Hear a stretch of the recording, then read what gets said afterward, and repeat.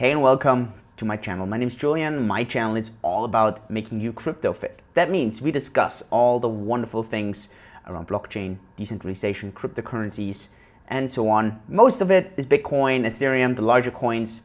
Today we talk about the exact opposite. We talk about all those shitcoins that you have gobbled up over the last couple of years and that you are now wondering, should you be getting rid of those shitcoins or should you keep hodling? Especially because those shitcoins are down probably minus 99% and you're like, well, I'm not sure, should I be selling them right now? It would be so awesome to keep hodling them. Maybe they go up a bit further and then I can sell them. So what should you be doing? And this question is, I guess, a question that literally I get two questions the most on Telegram and in all the groups and so on. It's either, Julian, where does Bitcoin go to? Or should I sell this shitcoin XYZ?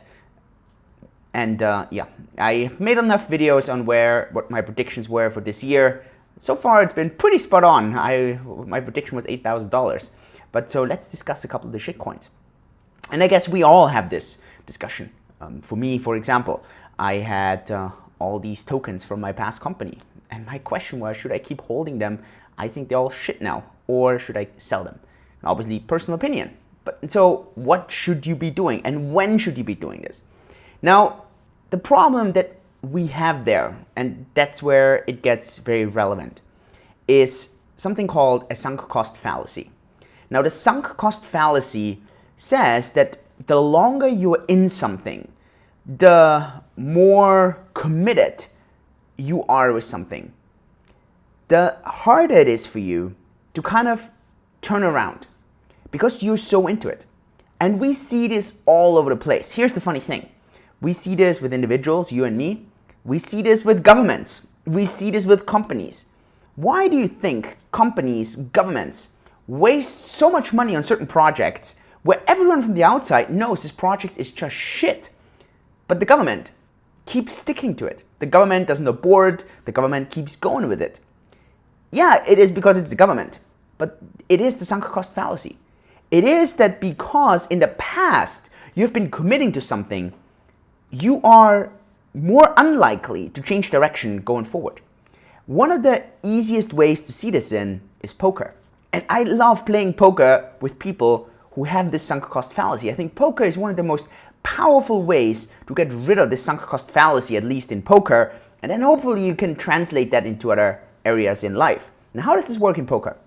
Now, imagine it this way. Imagine you get two really good cards at the very beginning, and then you kind of start betting. And let's say not much happens because you don't know what the other players have. But now suddenly, there's three cards coming to the table. We're talking about regular Texas Hold'em. And let's say there's three cards coming onto the table, and it looks really, really solid for you that you're gonna have something really good. Maybe you even have a triple, maybe you have a straight. Like, let's say it looks really, really promising, and you're getting all into this. And now you start bidding, and you start bidding up, and there's another player in there, and you guys start bidding up, and then at some point, it's being tapped, and you're waiting, and then next card comes, fourth card, and now this card is the total opposite of what you would want it to have. And you're kind of starting to read the other player, and you're not sure what he or she has, but it looks that the other player starts having actually better cards than you have.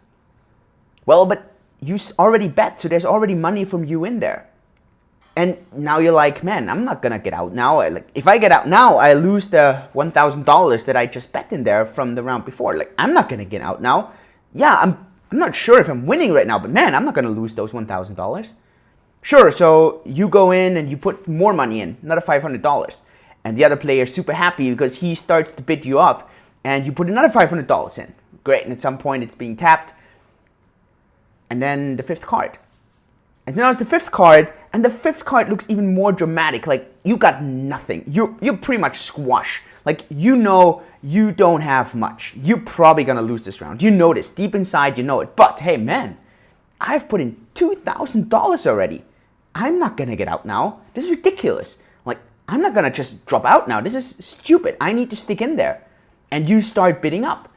And guess what happens? Well, what always happens in these situations, you knew it all along that you had the worst cards, And when the other partner reveals the cards, it's clear that, I don't know, he has this really awesome thing and you got squid, nothing. So what went wrong? What went wrong is that whenever the facts change, the underlying facts change, your opinion has to change. Only idiots, now trust me, only idiots keep the opinion with different facts. But also, only idiots change their opinion if the facts stay the same.